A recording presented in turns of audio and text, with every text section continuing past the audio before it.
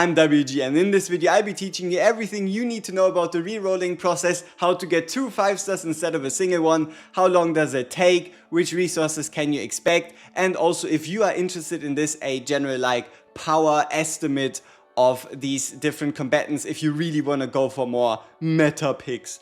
But on that note, the meta really is nowhere near close to defined because nobody was able to play at the higher levels. Though, without further ado, do you need to reroll at all in this game? The answer is no. No, you don't have to.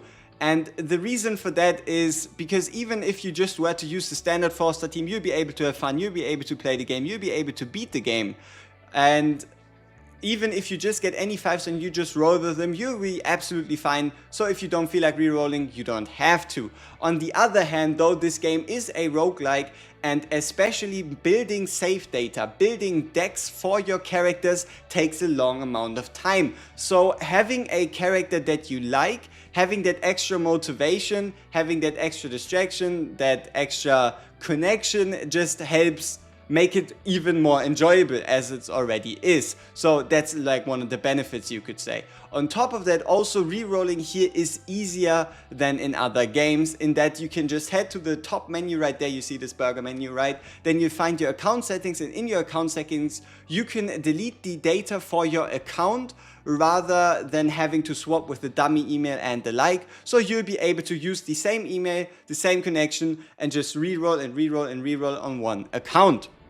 So, how long does this whole shenanigan take? It's going to take you anywhere from 20 to 30 minutes depending on if you skip story, if you read story. So if you don't read the story, you'll probably be closer to 15 to 20 minutes. If you don't skip story, it will be closer to 25 to 30, 35 minutes. It depends on the kind of pacing you're putting yourself on.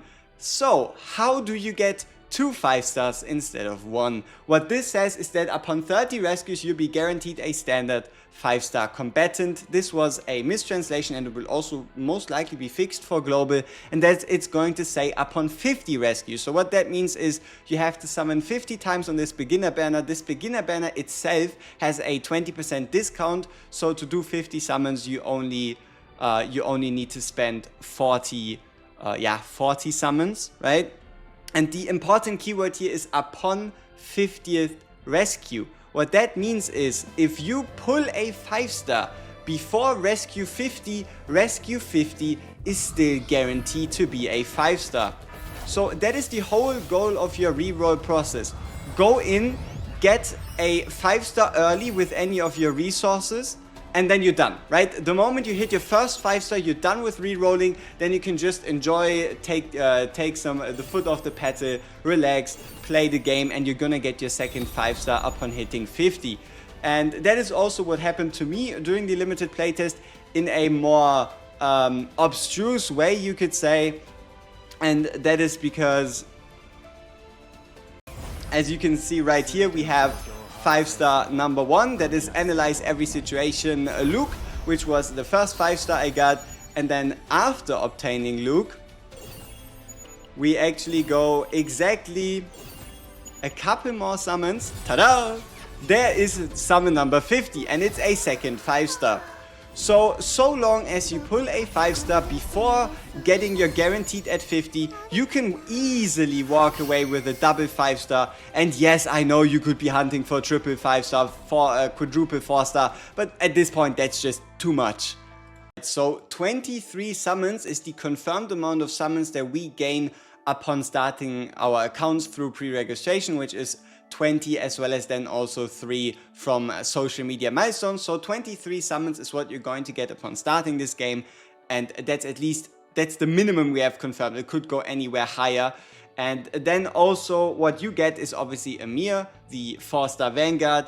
We get 10 times character experience, 150,000 you could say gold equivalent, and then also we have 2 times 80 stamina. And the important part about 2 times 80 stamina is you will be able to reach level 20 day 1 without having to spend any of your premium resources, which was a little bit of a gripe with people during the limited playtest.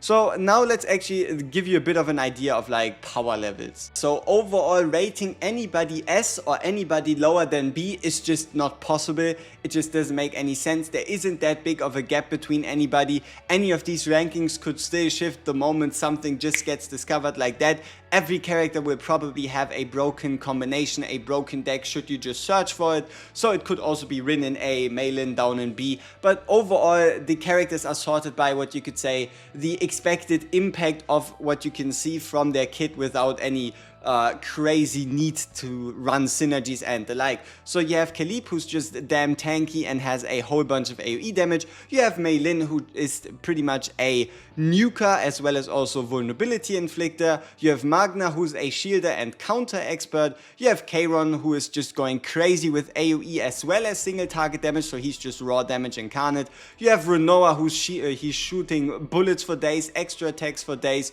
Hugo, kind of same thing, he's also extra attacking for days.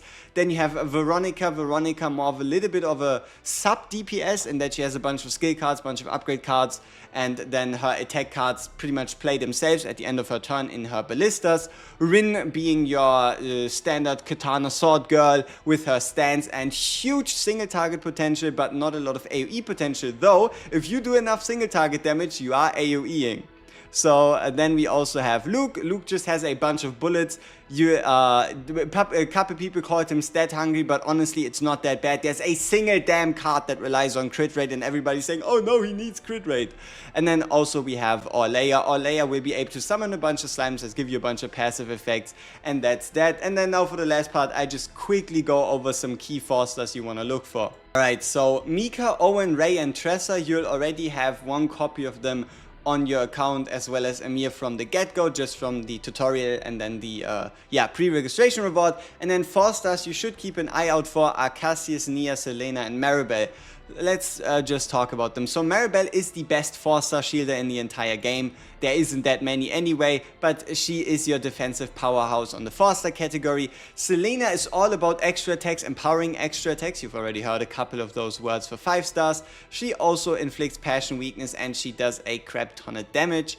She is pretty damn nice. Nia is your you could say battle buffer, attack buffer, as well as also card player. So she can play cards for free, she can replay cards, she can buff your character's attack. And then you have Cassius, who's all about card draws and finding specific cards to make synergies work in your deck. And then someone you should always be conscious of using is Mika, who just gives you a bunch of action points, meaning you'll be able to take more actions during a turn, which always is fantastic. And Tressa, who just has ungodly single target damage if played right, even through high defenses. So this was everything you need to know about rerolling in chaoszeronightmare. It is less than probably by this time around 16 hours away, the game itself, and I wish you all the best of luck.